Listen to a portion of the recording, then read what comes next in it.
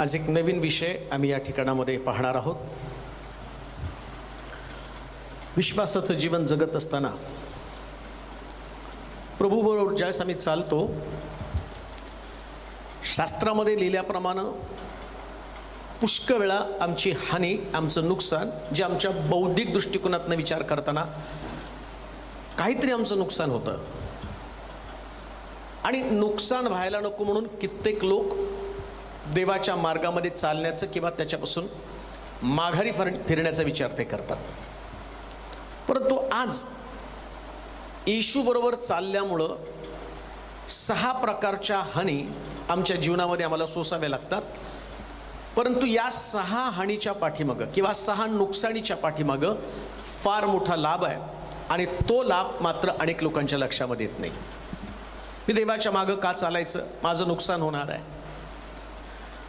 परंतु ज्यावेळेस तुम्ही शास्त्राकडे जाल ना, जिथं जिथं लोकांनी नुकसान सोसलं आणि त्याच्या पाठीमागं त्यांचा प्रचंड फायदा पण झालेला आम्ही पाहत आहोत. कारण तो देव आहे. शिष्यांना ज्या पद्धतीनं त्यानं सांगितलं की शिष्य येऊन येशूला कंप्लेंट करत आहेत, लोक आपल्या पाठीमागं फिरत आहेत, गेल्या 3 दिवसापासून ती उपाशी आहेत आणि त्यांच्याकडे भाकरी नाही आहे. तेच येशू त्यांना म्हटलं की तुम्ही त्यांना भाकरी द्या. आणि मग त्यांनी आपल्याजवळ रकमेची कॅल्क्युलेशन केले, 300 रुपयाच्या भाकरी कोणाला पुरणार आहे. म्हणजे त्यांना ते त्यांचे 300 रुपये खर्च करायचे नव्हते, त्यांना ते हानी किंवा नुकसान सोसायचं नव्हतं. परंतु एक मुलगा त्या ठिकाणामध्ये आला आणि त्या मुलानं आपल्याकडच्या 5 भाकरी 2 माशी येशूकडे दिले. त्याची हानी झाली, त्यानं त्याचा डबा येशूकडे दिला. आणि पवित्र शास्त्र सांगतं येशूनं सगळ्याला वाटल्यावर 12 टोपल्या उरल्या. म्हणजे ज्यांनी दिलं त्याच्या मालकीच्या 12 टोपल्या झालेल्या. म्हणून जो या बायबल स्टडीचं टायटल, जे आमच्यासाठी आम्हाला एक आव्हानात्मक, आमची परिस्थिती बदलण्यासाठी, आमचा व्यवसाय, आमचं कुटुंब, आमचं घर आणि घरातली सगळी आर्थिक स्थिती, आध्यात्मिक स्थिती बदलण्यासाठी या असणाऱ्या बायबल स्टडीची नितांत गरज आहे. कदाचित हा बायबल स्टडी ऐकल्यानंतर त्याप्रमाणे तुम्ही तुमच्या आत्मिक जीवनामध्ये बदल केला तर मला असं वाटतं की नक्कीच तुम्ही तुमच्या जीवनामध्ये लाभ करून घेणार आहे. म्हणून याचं जे टायटल आहे त्याला म्हटलं gain through the loss. Gain through loss, तोट्यातील फायदा. प्रत्येक व्यक्तीला आत्मिक जीवनामध्ये तोटा सहन करावा लागतो. त्याच्यासाठी आपण देवाच्या वचनाकडे जाऊया. मत्तयाचं शुभवर्तमान आणि त्याचा 19वा अध्याय आणि त्याचं 21 वचन. मत्तयाचं शुभवर्तमान, त्याचा 19वा अध्याय आणि त्याचं 21 वचन. येशू त्याला म्हणाला, पूर्ण होऊ पाहतोस तर जा तुझे असेल नसेल ते विकून दारिद्र्यास दे म्हणजे तुला स्वर्गात संपत्ती मिळेल. एक येशूच्या मागे चालणारा एक तरुण येशूकडे येतो आणि तो विचारतो की स्वर्ग राज्य मिळवण्यासाठी मी काय केलं पाहिजे. त्यास तो म्हणतो 10 आज्ञा पाळ. आणि मग तो म्हणतो मी लहानपणापासून या 10 आज्ञा पाळत आलेलो आहे, कान देऊ नाही का. बायबल वाचन करणं, त्यातल्या आज्ञेचं पालन करणं हे जितकं तुम्हाला महत्वाचं आहे, त्याच पद्धतीनं जसं येशूनं त्याला सांगितलं पूर्ण होऊ पाहतोस तर तुमचा व्यवसाय, तुमचा बिझनेस, तुमचं कुटुंब या सगळ्यामध्ये जर पूर्णत्व यायला पाहिजे आणि स्पिरिच्युअली आत्मिक जीवनामध्ये तुम्ही पूर्ण व्हायला पाहिजे, तर जे येशूनं सांगितलेलं आहे, काय सांगितलं, तुझी हानी तुला सोसावी लागेल. मग कसली हानी आहे. हा तरुण सगळ्या वचनामध्ये घडलेलं आहे, वचन वाचत आहे, वाढत आहे, नित्यनियमाप्रमाणे देवाच्या मंदिरात जाते, कारण शब्दात दिवस पवित्रपणे पाळ ही पण आज्ञा तो पाळत आहे. सगळ्या गोष्टी तंतोतंत पाळतो. पण येशू त्याला म्हटला जर तुला पूर्ण व्हायचं असेल तर, हा शास्त्रभाग किंवा हा शास्त्राचा अभ्यासच आहे ज्यांना आत्मिक जीवनामध्ये पूर्ण व्हायचं आहे त्यांच्यासाठी आहे. ज्यांना काठावरचं जीवन जगायचं आहे, आलेला दिवस स्वतःचं समाधान करायचं की मी देवाच्या मार्गामध्ये चालत आहे. जसं तो तरुण म्हणतो मी 10 आज्ञा लहानपणापासून पाळत आहे. परंतु तेवढं पुरतं मर्यादित जीवन असता कामा नये. मग येशूनं त्याच्याकडे निरखून पाहिलं आणि त्याला म्हटलं जर तुला पूर्ण व्हायचं तर तुला तुझ्या संपत्तीचा त्याग करावा लागेल. कशासाठी? स्वर्गात तुला संपत्ती मिळावी. जगामध्ये धनाचा लोभ जो आहे ना, तो तुम्हाला देवाच्या प्रेमापासून, स्वर्गाच्या राज्यापासून तुम्हाला तोडत आहे. मी म्हणत नाही की तुम्ही श्रीमंत होऊ नये. शास्त्रात असं पण लिहिलं, उंटाला सुईच्या नाकातनं जाता येईल, उंटाला सुईच्या नाढ्यातनं जाता येईल, पण श्रीमंताचा प्रवेश देवाच्या राज्यामध्ये होणं कठीण आहे. का कठीण आहे? काही लोकांचं जीवन फक्त संपत्ती मिळवणं, व्यापार करणं, व्यवसाय करणं आणि एवढ्यापुरतं ते मर्यादित आहे. आणि आज जगाची परिस्थिती जर तुम्ही बघितलं, लोक करोनानं मरत असताना सुद्धा हॉस्पिटलमधला वॉर्ड बॉय ज्या करोनासाठी आणलेलं रेडीमेडवेअर, तो त्याची किंमत जास्त असते. 35,000 40,000 ते बाहेर गेल्यावर आणि विकल्यावर मला मिळतील, म्हणून तो एका व्यक्तीची किंमत 35-40 हजार रुपये. तो मेला तर चालेल, पण माझं कुटुंब, माझं घर मात्र वाचलं पाहिजे. आत्मिक लोकांमध्ये याच्यापेक्षा वेगळी परिस्थिती नाही, तशीच आहे. त्यांच्या संपत्तीवरती अधिक प्रेम आहे. त्यांना असं वाटतं, माझी संपत्ती, माझा पैसा, माझं सर्वस्व आणि त्याचा उपभोग मीच घेतला पाहिजे. परंतु येशूनं नेहमी लोकांना वाटण्यासाठी शिकवलेलं आहे. म्हणून तो म्हटला, शिष्यांना म्हटलं नाही का, तुम्ही या लोकांना भाकरी द्या. पण शिष्यांमध्ये ती भावना नव्हती. त्या मुलानं 5 भाकरी 2 मासे आणले, येशूकडे दिले आणि शिष्यांनी ते वाटले. मग शिष्य 300 रुपयाच्या भाकरी बाजारातनं आणून त्या लोकांना वाटू शकले नसते का? मे बी 200 रुपयाच्या भाकरी असतील ते आणि तेवढ्या लोकांना वाटू शकले असते का? जास्त आल्या असत्या त्या भाकरी.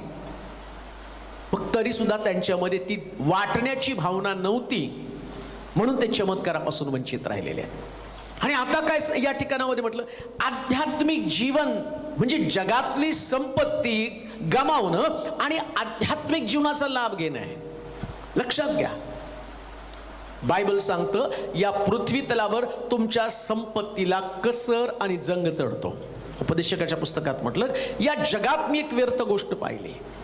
मनुष्य धन मिळवण्यासाठी धावपळ करतो आणि तो मेल्यानंतर त्याच्या संपत्तीचा उपयोग दुसराच कोणीतरी घेतो. मग पळापळ करता कशाला?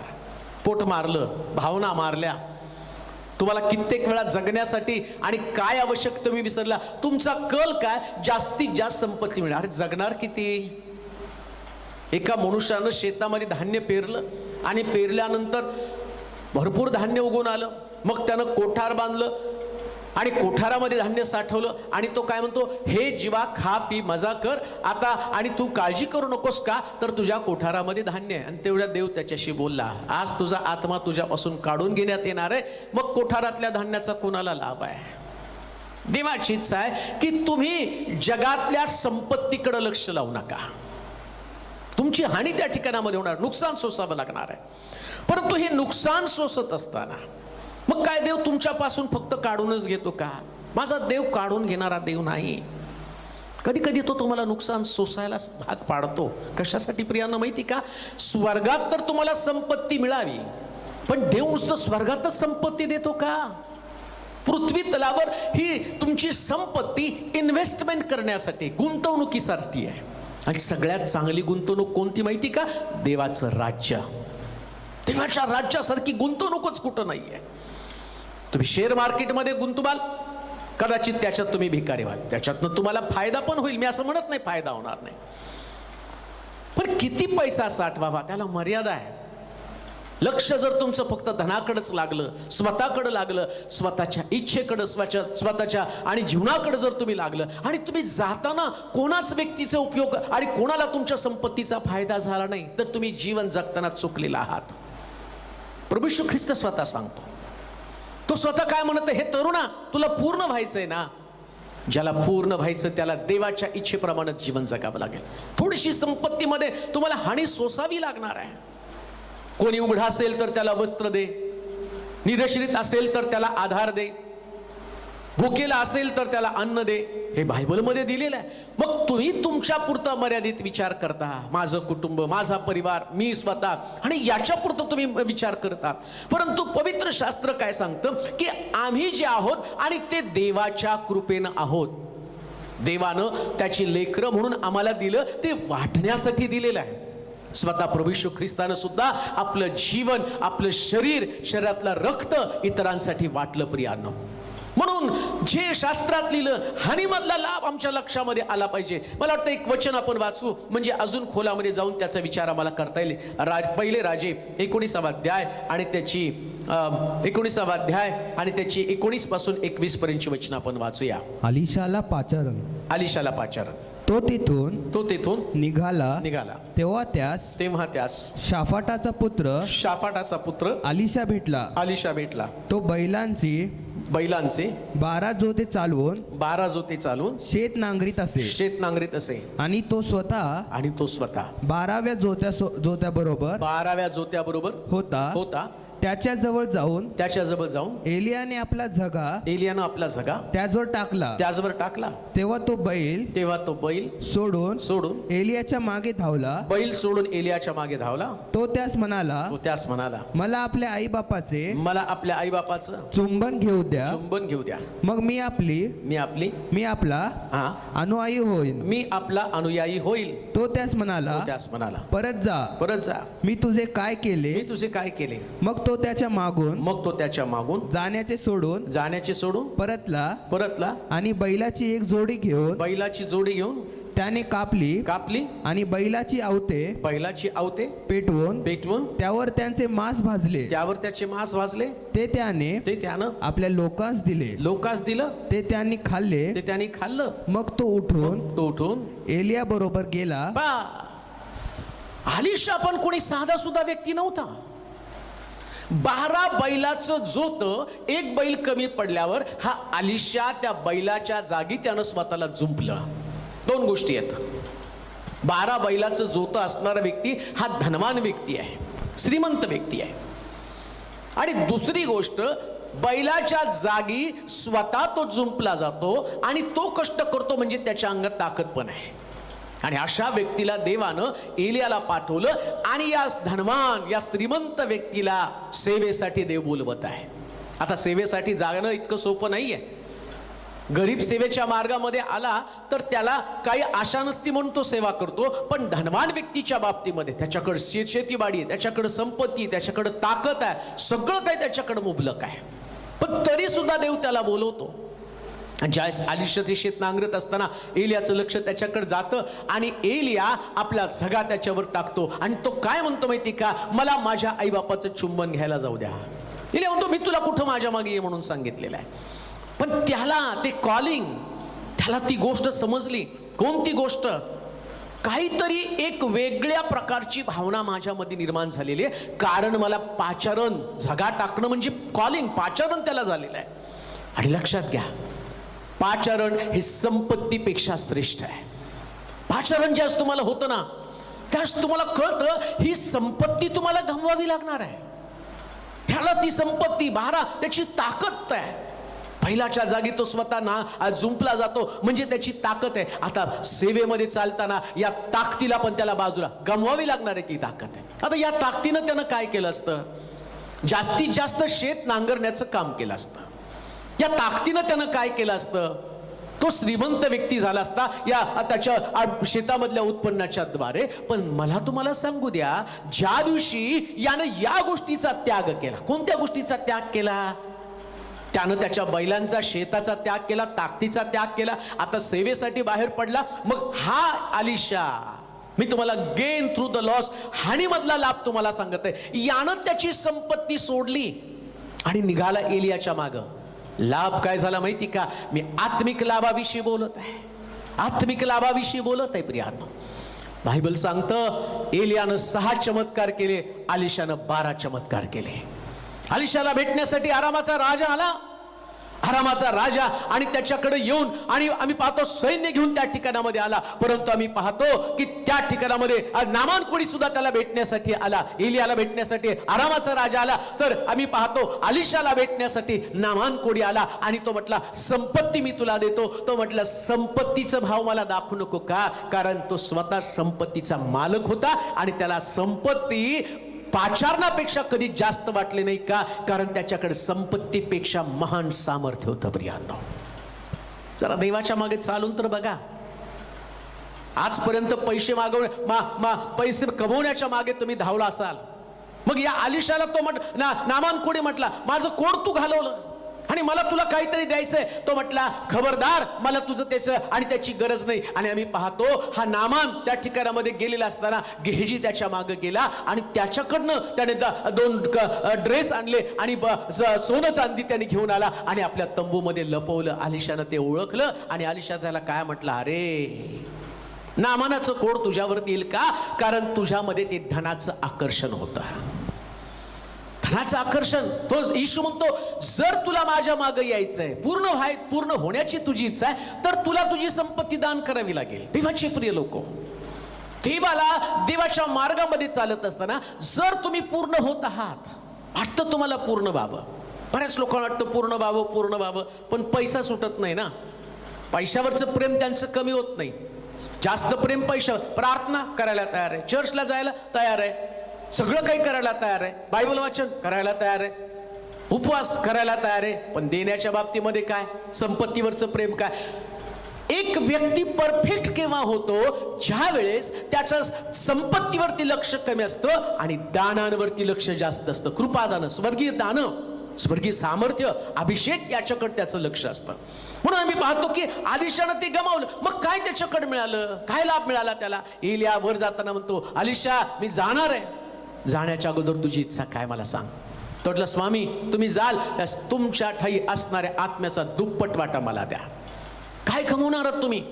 ज्या दिवशी तुम्ही काहीतरी गमवाल ना, तुम्हाला दुप्पट काहीतरी मिळणार आहे. प्रियानो, मी ज्या सेवेमध्ये आलो, मिनिस्ट्रीमध्ये आलो, एका चांगल्या कंपनीमध्ये मी कामाला होतो, अकाउंट्स मॅनेजर म्हणून पुण्यामध्ये एका चांगल्या कंपनीत कामाला होतो. आणि देवाने मला सेवेसाठी बोलवलं आणि सेवेला जाणं माझी इच्छा नव्हती.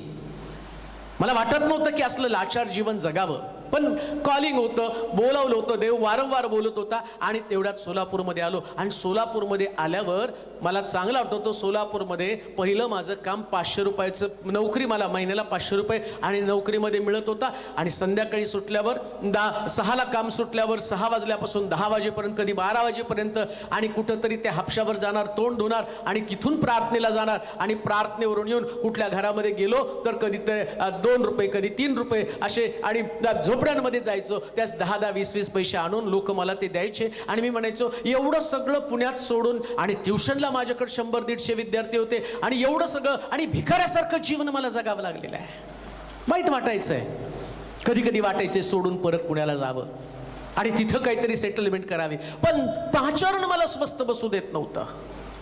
एक काळ तर माझी कंडिशन एवढी वाईट झाली की माझा चेहरा आणि माझं सगळं एकदम, मी हडकुळा आणि सडपातळ बनलो, अशक्त झालो, टीव्ही झाल्यासारखं माझी अवस्था झालेली होती. शारीरिक आणि असणारी अवस्था पण माझी बिघडलेली होती. या ठिकाणचं ऊन आणि चालण्यासाठी आणि वाहन नव्हतं, काही नव्हतं, चालत चालत फिरत होतो. आणि हे सगळं करताना असं वाटलं की किती नुकसान आहे. चांगलं करिअर सोडलं आणि या मिनिस्ट्रीमध्ये आलो. परंतु कधी कधी तुम्हाला त्याग करावा लागतो. कशासाठी? त्याची भरपाई देव तुम्हाला देत असतो प्रियांनो. म्हणून तोट्यामधला फायदा मी त्या दिवशी सोडलं.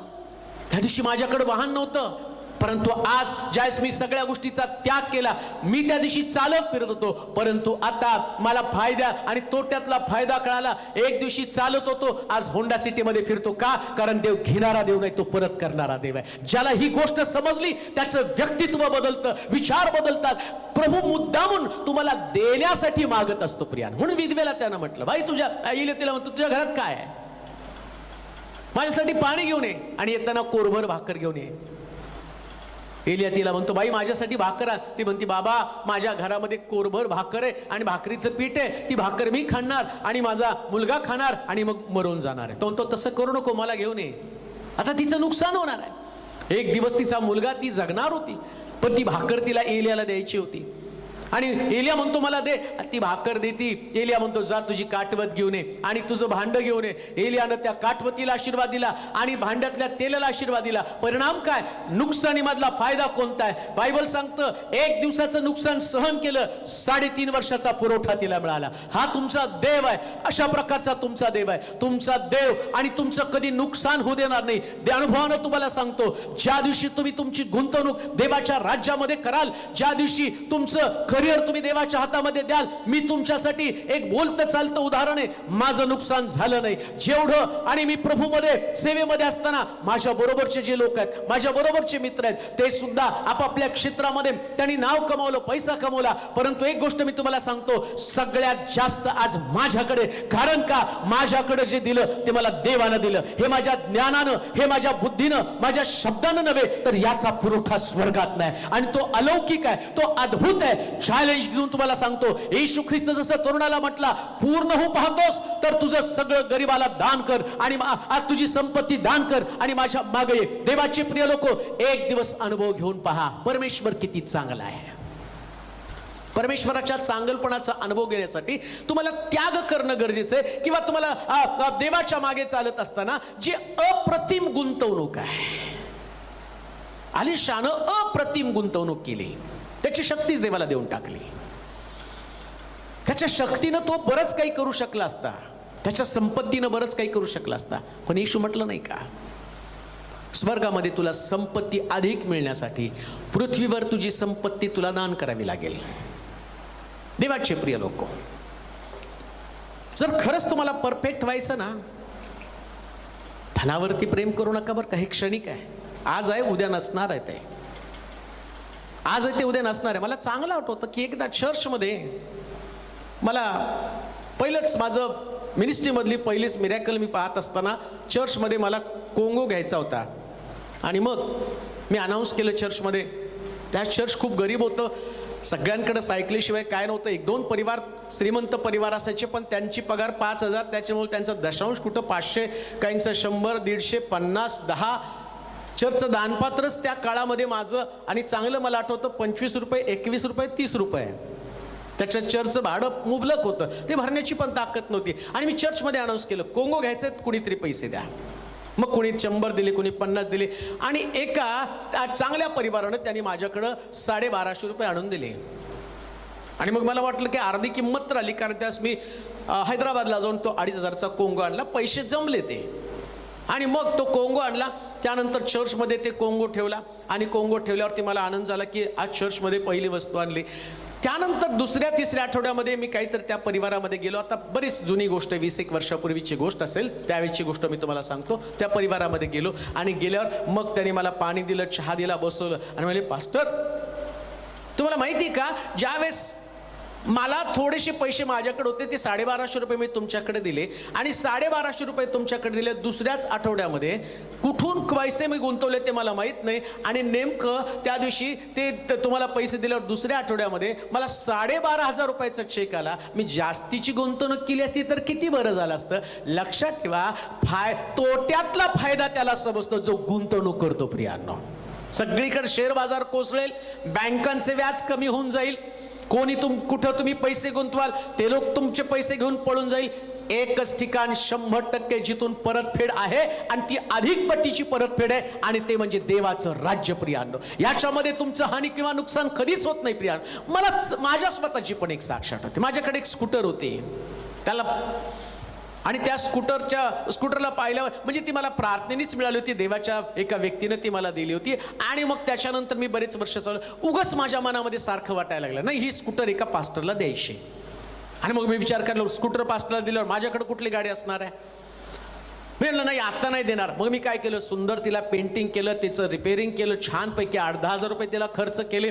मग तिला टायर टाकले, सगळं सुंदर केलं. आणि तेवढ्यात माझ्या मनात आलं, नाही आता रिपेअर केले, सगळं केलं, देऊन टाक एका सेवकाला. आणि मला मोठा प्रश्न पडला, कसं काय द्यायचं. पण देव म्हटलं देऊन टाक. आणि मग मी तिथे एका पाळकाला बिचारायला बोलवलं, त्याला त्याची गरज होती, त्याला देऊन टाकली. देऊन टाकल्यावर निवांत बसलो. म्हणलं आता ती स्कूटर गेली, आता गाडी घ्यायला पाहिजे. मग मी गेलो, एक गाडी बुक केली, तिला आणून ठेवली.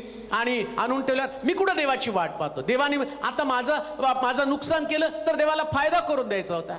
पण देवानं मी ती गाडी जाऊन बुक केली आणि हप्ते वगैरे भरण्याचं ठरवलं. तेवढ्या चर्चमधला एक परिवार आला आणि त्याने म्हटले, ते खाली मला आधी त्याने मला विचारलं, तुमचं नाव काय, तुमचा पत्ता काय, राहता कुठं, तुमची जन्मतारीख काय. मी म्हटलं सगळ्या माहिती कशासाठी विचारतात, पण मी देत गेलो.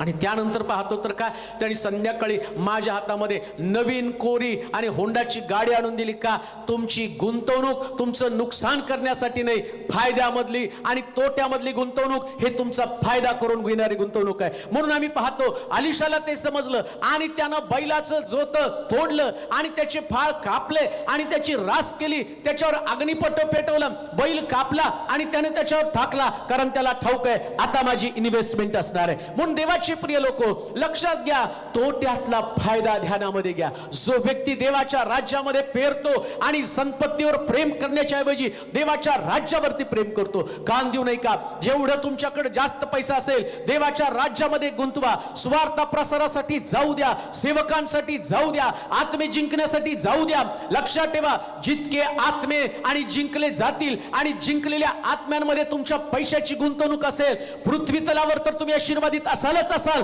पण स्वर्गात पण तुम्हाला प्रतिफळ असणार आहे. स्वर्गामध्ये आणि जेवढ्या आत्मे जिंकले जातील तेवढ्या आत्म्यांची संपत्ती स्वर्गामध्ये आणि तो साठवली जाईल. देवाचे प्रिय लोक, जगात जगू नका, स्वर्गीय जीवन जगा. आणि स्वर्गीय जीवन हे अलौकिक आहे, हे अद्भुत आहे. देवानं तुम्हाला या पृथ्वी तलावरती धन दिलं, त्याच्यामध्ये तुम्ही किती जगणार आहात, किती वर्ष तुमचं आणि जीवन जगणार आहात. एक गोष्ट ध्यानात ठेवा, तुम्हाला आरोग्य पाहिजे तर जे आजारी लोक आहेत त्यांना मदत करायला सुरुवात करा. तुम्हाला कोरोनापासून मुक्त व्हायचं, ज्यांना कोरोना झाला त्यांची मदत करा. एक दिवस तुमचं शरीर निरोगी राहील, कारण ही देवाची इन्व्हेस्टमेंट आहे, ही देवाच्या राज्याची पेरणी आहे. देवाच्या राज्यामध्ये पेरत असताना एखादा सेवक आणि ज्या सेवकाकडे आता चर्चमध्ये लॉकडाऊन आहे आणि त्याच्याकडे खाण्यापिण्यासाठी नाही, तो तुमच्याकडे हात पसरला नाही, पण देव एखाद्या व्यक्तीविषयी तुम्हाला सांगत असेल, एखाद्या पाळकाविषयी तुम्हाला सांगत असेल, बिनधास्त गुंतवणूक करा. तुमच्या तोट्याचा विचार करू नका, तोट्यामधल्या फायद्याचा विचार करा. तुमचा देव अद्भुत रीतीने तुमच्या गरजा पूर्ण करेल, अशा गरजा पूर्ण करेल की तुम्हाला अनुभव सुद्धा येणार नाही. तुम्ही म्हणाल देव विश्वासू देव आहे. अजून एक वचन वाचूया, इब्री लोकांचं पत्र 11 अध्याय आणि त्याची 23 पासून 22 पासून 26 पर्यंतची वचनं, 23 पासून 26 पर्यंतची वचनं. मोशे जन्मल्यावर त्याच्या आई बापांनी विश्वासाने त्याला 3 महिने लपवून ठेवले. कारण ते मूल सुंदर आहे असे त्यांनी पाहिले व त्यांना राजाच्या आज्ञेचे भय वाटले नाही. मोशे प्रौढ झाल्यावर त्याने आपणास फारोच्या कन्येचा पुत्र म्हणविण्याचे विश्वासाने नाकारलं. पापाचे क्षणिक सुख भोगणे यापेक्षा देवाच्या लोकांबरोबर दुःख सोसणे हे त्याने पसंत करून घेतलं. ख्रिस्ताप्रित्यर्थ विटंबना सोसणे ही मिसर देशातील धनसंचयापेक्षा अधिक मोठी संपत्ती आहे असे त्याने गणले. हा मोशे आज विश्वासदारांच्या बाबतीमध्ये, जसं मागच्या काही दिवसामध्ये मी एक उपदेश केला आणि त्या उपदेशामध्ये डोंगरावरची आणि जे 5 गौरव आहेत आणि 5 गौरवी असणारे अनुभव, त्यातला एक अनुभव काय, येशू बरोबर संभाषण मोशे स्वर्गातनं परत येऊन करतो. हे गौरव मोशेला मिळालं. 30 लाख लोकांचं नेतृत्व करणारा व्यक्ती, 30 लाख लोकांसमोर देवाने ज्याला चालवलं, राजासमोर 10 पिढा आणि काठीचा सर्प करून फारोच्या मांत्रिकांच्या सगळे सर्प खाऊन आणि या फारो सोबत त्याने अद्भुत चमत्कार दाखवण्यासाठी देवाने ज्याला वापरलं आणि ज्याच्या समोर फारो राजा सुद्धा घाबरला गेला, असा एक व्यक्ती होता. पण तो व्यक्ती कोण? मोशे. आणि तो मोशे देवानं का निवडला याचं कारण आहे, फारोच्या राजवाड्यामध्ये फारोच्या कन्येचा पुत्र म्हणून 40 वर्ष जो राहिला, 40 वर्ष वैभवामध्ये जीवन जगला, 40 वर्ष ज्ञान संपदा त्याने संपादन केली. असं म्हणतात त्या काळामध्ये मोशेनं सगळ्या विद्याविभूषित असा व्यक्ती तो वडला. PhD सुद्धा त्यानं त्या ठिकाणामध्ये केली. राजाच्या राजवैभवामध्ये आणि जीवन उपभोगणारा व्यक्ती. पण ज्या परमेश्वर त्याला बोलवतो त्या असं लिहिलंय, पापाचं क्षणिक सुख भोगण्यापेक्षा मिस्त्रामध्ये असणारं धनसंचय याच्यापेक्षा देवाच्या लोकांबरोबर दुःख भोगणं हे त्यानं पत्करलं. त्यानं त्याचं नुकसान सहन केलं आणि परमेश्वरानं त्याला इतकं इतका अलौकिक अद्भुत अनुभव दिला. फारोच्या राजवाड्यामध्ये खात होता याच्यापेक्षा रानामध्ये जे तो खात होता ते बायबल सांगतं देवानं त्यांना रानामध्ये देवदूतांचं खाद्य दिलं, स्वर्गीय मानना दिला. एवढंच नव्हे, फारोच्या राजवाड्यामध्ये तो तलवारीने युद्ध लढत होता, परंतु ज्यावेळेस त्यानं त्या संपत्तीचा त्याग केला, देवानं त्याच्या हातात काठी दिली, काठीनं तो युद्ध लढत होता. तांबडा समुद्र दिसला, काठी उगारली. पाण्याची समस्या निर्माण झाली, काठी आपटली. आम्ही पाहतो पोशे ज्यानं आणि या फारोच्या राजवाड्याचं आणि वैभव नाकारलं. बायबल सांगतं देवानं त्याला इतकी मोठी संपत्ती दिली, इतकी मोठी संपत्ती दिली. एक गोष्ट ध्यानात ठेवा, नुसतंच तो पृथ्वी तलावर एक यशस्वी आणि संदिष्ट म्हणून पुढे गेला नाही, तर त्याच्या संबंधानं लिहिलं तो मेला, परंतु त्याचं प्रेत स्वर्गात घेऊन गेलं. नुसतं पृथ्वी तलावरच तो यशस्वी झाला नाही, तर स्वर्गाचा अनुभव त्याला आला. एवढंच नव्हे, देवाचे प्रिय लोक हो, अजून परत त्याच्या संबंधानं म्हटलेलं आहे काय त्यानं आणि नुकसान सहन केलं आणि देव त्याला कशा प्रकारचं प्रतिफळ देत आहे. आम्ही पाहतो मोशे स्वर्गात घेतला गेला, मेल्यावर त्याचं प्रेत स्वर्गामध्ये नेलं आणि पुन्हा त्यानं दर्शन दिलं. डोंगरावरती येशू बरोबर बोलत असताना त्याचं रूपांतर झालं आणि पुन्हा असं सांगितलं गेलं प्रकटीकरणाच्या पुस्तकामध्ये पुन्हा 2 संदेश येतील आणि त्या एकातल्याला पाण्याचं रक्त करण्याचा अधिकार असेल. आणि आम्ही पाहतो ते संदेश आणि 2 पैकी एक एलिया, दुसरा मोशे असं लोकांचा विचार आहे. आणि त्याचं कारण काय, तो मोशे का, मोशेनं सुद्धा समुद्राच्या पाण्याचं रक्त केलं होतं. आता पुन्हा मोशे येणार आहे. अहो त्यानं एक जीवन 40 वर्ष आणि आम्ही पाहतो तिथं देव 80 वर्ष देवासाठी दिली. 80 म्हणण्यापेक्षा 40 वर्ष फारोच्या राजवाड्यातनं पळाला, 40 वर्ष रानामध्ये घातली, 40 वर्ष सेवेमध्ये घातली. परंतु तुम्हाला सांगू द्या, हाच मोशे देव त्याला किती आणि त्याचा लाभ करणार आहे, तो संदेश ते पृथ्वी तलावरती पाठवेल, त्यास मोशेचा नंबर असणार आहे. जग त्याला आणि प्रत्येक जगातला डोळा त्याला पाहिल, एवढं मोठं वैभव. हानी तुमची कधीच नाही, हानी मधला लाभ तुमच्या लक्षामध्ये येऊ द्या. जो देवाच्या राज्यामध्ये आपली हानी होऊ देतो, देव त्याला अधिक पटीनं स्वर्गीय संपत्ती देतो. कसला विचार करता जगाचा? मला असं वाटतं देवाच्या मार्गात चालताना मला काय गमवायचं, अरे काय गमवायचं याच्यापेक्षा काय मिळवायचं याचा विचार कर. आणि जे मिळेल ना ते जगातलं नाही, असाधारण अद्वितीय अलौकिक असं असणार आहे. मग मोशेनं ती गोष्ट केली, मोशेनं तो अनुभव घेतला. अजून एक वचन वाचा, इब्री लोकांचं पत्र 11 अध्याय आणि त्याचं 8वं वचन. अब्रामाला पाचारण झाल्यावर जे ठिकाण त्याला वतनादाखल त्याला वतनादाखल मिळणार होते तिकडे निघून जाण्यास तो विश्वासाने मान्य झाला. आणि आपण कुठे जातो हे ठाऊक नसतानाही तो निघून गेला. परदेशात राहावे त्याप्रमाणे तो वचनदत्त देशात विश्वासाने जाऊन राहिला. त्याच वचनानं सहभागी वारीस इसाक व याकोब यांच्या बरोबर डेऱ्यात त्याची वस्ती झाली. अब्रामानं फक्त एक आवाज ऐकला, देवाचा आवाज त्याच्या कानावरती पडला. आणि ज्या दिवशी देवाचा आवाज त्याच्या कानावरती पडला ना, त्यावेळेस तो एक यशस्वी मूर्त्या विकणारा मनुष्य होता, सक्सेसफुल बिझनेसमन. आणि देव त्याला म्हटलं की तू सोड हे सगळं. आवाज देणारा देव पण त्यानं पाहिला नाही, फक्त आवाज ऐकला असं लिहिलेलं आहे. ज्या देशासंबंधानं पाहिलं तो देश पण त्याला माहित नाही, पण आवाज मात्र त्याने ऐकला. आणि ज्या देशामध्ये तो राहत होता त्या देशामध्ये त्याचे नातेवाईक आहे, त्याचे गणगोत आहे, परंतु आम्ही पाहतो देव त्याला म्हटलं हे तुला सोडायचं आहे. त्याची हानी झाली, त्याचं नुकसान झालं. काय देव नुकसानच करतो का? शास्त्र सांगतं देवाने त्याच्या पोटी इसाक दिला. नुसता इसाक दिला नाही तर तो म्हटला याच्यापासून मी एक आशीर्वादित राष्ट्र देईल. काय हानी केली त्यांनी? सोडलं छोटंसं गाव. काय अब्रामाची हानी झाली? सोडला त्यांनी त्याचा बिझनेस. काय हानी झाली? सोडले त्यांनी त्याचे नातेवाईक. सोडलेल्या गोष्टी कमी आहेत, पण देवानं दिलेले आशीर्वाद अजून सुद्धा अब्रामाचं संतान म्हणून इस्रायलाची ओळख आहे. ते राष्ट्र अब्रामाच्या नावानंच ओळखलं जातं. मग नुकसानच्या ऐवजी फायदा किती आहे? तात्कालिक नुकसानीकडे बघू नका. तुमच्या कधी कधी एखाद्या व्यक्तीसाठी जी तुमची मदत, त्याच्यानं तुम्ही म्हणाल, जसं आम्ही विधवेच्या संबंधानं पाहतो, त्या विधवेकडे काय, माझा मुलगा उपाशी राहील. नाही हो, तुझा मुलगा, तुला वाटतं तो उपाशी राहील, पण देवाला तर तुझी 3.5 वर्षाची तरतूद करायची म्हणून तो तुझं थोडं नुकसान करतो. तुला वाटतं ते नुकसान आहे, तुझ्या दृष्टीला पडतं ते नुकसान आहे, पण त्या नुकसानीच्या पाठीमागे देवाची 3.5 वर्षाची प्रोव्हिजन कधी तुझ्या लक्षात येणार आहे?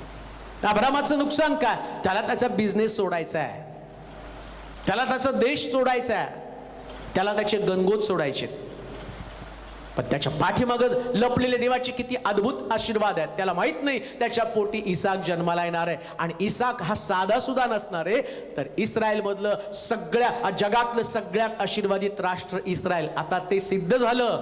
सारं जग कोरोनाशी लढत आहे, पण आशीर्वादित राष्ट्र असल्या कारणानं जगामध्ये पहिल्यांदा कोरोनामुक्त होण्याचा बहुमान पण त्यांना मिळाला. का? अब्रामामुळं. अब्रामाचा फायदा कान देऊ नये का? या जगामध्ये पुष्कळ लोक आर्थिक समस्येशी लढत आहेत. काहींच्या नोकऱ्या गेलेल्या आहेत, काहींचं आरोग्य गेलं, काहींच्या परिवारातले लोक गेलेले आहेत, त्यांचं नुकसान झालेलं आहे. परंतु एक गोष्ट ध्यानात ठेवा, तुमच्या नुकसानीमध्ये काही काळ तुम्हाला तुमच्या संपत्तीतला काही भाग कुठंतरी खर्च करावा लागत असेल, सेवक लोकांना द्यावा लागत असेल, निराश्रित लोकांना द्यावा लागत असेल, आजारी लोकांना द्यावा लागत असेल, त्यांची मदत करावी लागत असेल, पण ते तुमचं नुकसान नाही. या नुकसानाच्या पाठीमागे देवाची एक फार मोठी प्रोव्हिजन आहे. त्या प्रोव्हिजनकडे तुमचं लक्ष असू द्या. म्हणून आम्ही पाहिलं, पहिलीच गोष्ट की त्याच्यामध्ये म्हटलं तोट्यातला फायदा काय? कधी कधी हानी होईल, पण हानीमधला लाभ असणार आहे. कोणती हानी झाली अब्रामाची? देश सोडावा लागला, त्याची हानी. पण आम्ही पाहतो देवानं त्याचा लाभ काय केला? इसाक दिला, आणि इसाकाच्या द्वारे एक आशीर्वादित राष्ट्र इस्रायल राष्ट्र, आणि या राष्ट्रा संबंधानं देवाचा अनुग्रह त्यांच्यावरती आहे. देवाचे प्रिय लोक, पूर्ण होऊ पाहता काय? आपली संपत्ती डिस्ट्रीब्यूट करा. पुन्हा मी तुम्हाला सांगतो, बँकेत व्याज कमी मिळेल, पण देवाच्या राज्यामध्ये अधिक पटीने मिळेल. चॅलेंज आहे माझं तुम्हाला. जे आतापर्यंत मी गमावलं ना, त्याच्यापेक्षा अधिक मी मिळवलं. चर्च बांधताना मी जवळजवळ 2 वर्ष एक सुद्धा कपडा घेतला नाही. म्हटलं चर्च बांधून व्हायला पाहिजे, पहिलं नाही घेतले 2 वर्ष कपडा. माझ्याबरोबर कितीतरी छोट्या छोट्या लेकरांनी पण कपडे घेतले नाहीत. मी नाताला घेतले नाहीत, नवीन वर्षाला नाही घेतले, कुठल्या सणाला नाही घेतले, वाढदिवसाला नाही घेतले, काहीच नाही घेतले. कारण मला माहिती आहे ही इन्व्हेस्टमेंट देवाच्या राज्यामध्ये. आणि आता परिणाम काय हो? वर्षात 3-4 सूट सहज मिळून जातात का? तुमच्या गुंतवणुकीत मी एकदा ते केलं, पण देव वर्षानुवर्ष मला आशीर्वादित करत. हा तोट्यामधला फायदा आहे, हा तुमच्या नुकसानीमधला फायदा आहे, तुमच्या हानीमधला लाभ आहे. म्हणून आज देव तुमच्याशी बोलत असताना तुम्हाला गुंतवणुकीची संधी आहे. देवाचे प्रिय लोक, माझ्यापुरतं जीवन जगणं हे ख्रिस्ती जीवन नाही, वाटणं हे ख्रिस्ती जीवन आहे. आणि ते जीवन जगाल तर देवाच्या राज्यातल्या गुंतवणुकीचं अधिक पटीनं तुम्हाला लाभ होईल. देवबाप तुम्हाला आशीर्वादित करू. आपण प्रार्थना करू. सर्वशक्तिमान देवा, तुझ्या महानतेबद्दल, तुझ्या चांगुलपणाबद्दल, तुझ्या दयेबद्दल मी तुझे आभार मानतो, तुझी स्तुती करतो. प्रभूजी, तू विश्वसनीय, तुझं वचन सत्य आहे, अनुसरण्यास, विश्वास ठेवण्यास योग्य आहे. या दिवसामध्ये लोकांमध्ये एक फार मोठा बदल होऊन जाऊ दे. ते स्वतःवरती प्रेम करत आहेत, संपत्तीवरती प्रेम करत आहेत, परंतु आता त्यांनी देवाच्या वचनावरती प्रेम करावं. आमचा देव हा नुकसान करू देणारा देव नाही. काही वेळेस त्या तरुणासारखं आमचा चेहरा म्लान होता कामा नये. जसं अलिशानं सगळं सोडून एलियाच्या मागे गेला, मोशेनं फारोचं वैभव नाकारलं, आणि देवाच्या वाणीच्या दृष्टीनं दिशेनं तो चालू लागला. मिस्रातली संपत्ती हा त्यानं लाभ न समजता देवाच्या लोकांबरोबर दुःख भोगणं हे त्यानं पत्करलं. ही संपत्ती त्यानं स्वीकारली, त्यावर विश्वास ठेवला. आज तुझे लोक कष्टामध्ये, दुःखामध्ये आहेत. अनेक परिवार त्यांच्या नोकऱ्या गेलेल्या आहेत. अनेक सेवक लोक, चर्च बंद असल्या कारणानं त्यांची परिस्थिती हालाकीची झालेली आहे. बरोबर, आज या ऐकणाऱ्या प्रत्येक व्यक्तीच्या अंतःकरणाला चुटपुट लागू दे आणि अशा लोकांपर्यंत ज्यांच्याकडे ती संपत्ती आहे त्याने डिस्ट्रीब्यूट करावी, वाटावी, यासाठी त्यांच्या अंतःकरणाची तयारी कर माझ्या राजा. त्यांचं मन बदलून टाक. आमच्यामधले विचार, आमच्यामधल्या कल्पना बदलाव्यात आणि देव जसं सांगतो तसं आम्ही करावं. जसं एलियाला भाकर दिल्यावर 3.5 वर्षाचा पुरवठा त्या स्त्रीला झाला, तोच अनुभव या दिवसात अनेक लोकांना येऊ दे माझ्या राजा. मला माहिती की या कोरोना काळात हा काळ येण्याचं कारणच आहे, जसं 3.5 वर्षाचा दुष्काळ आला, त्यात कोणाला तरी एका विधवेला 3.5 वर्षाचा पुरवठा द्यायचा होता, तसं हा काळ यासाठी आला. अनेक सेवकांच्या माध्यमातून अनेक विधवांच्या घरामध्ये पुरवठा होऊ दे प्रभूचे. जे आपल्या उत्पन्नातनं संपत्ती वाटत आहे, तो तरुण म्लान होऊन गेला, तसं कोणी म्लान न होता तोट्यातला फायदा त्यांनी अनुभवावा. देवाचं विश्वासू पण त्यांनी जाणावं असं होऊ दे. येशूच्या नावात ही प्रार्थना विनवणी केली म्हणून तो ऐक. आमेन.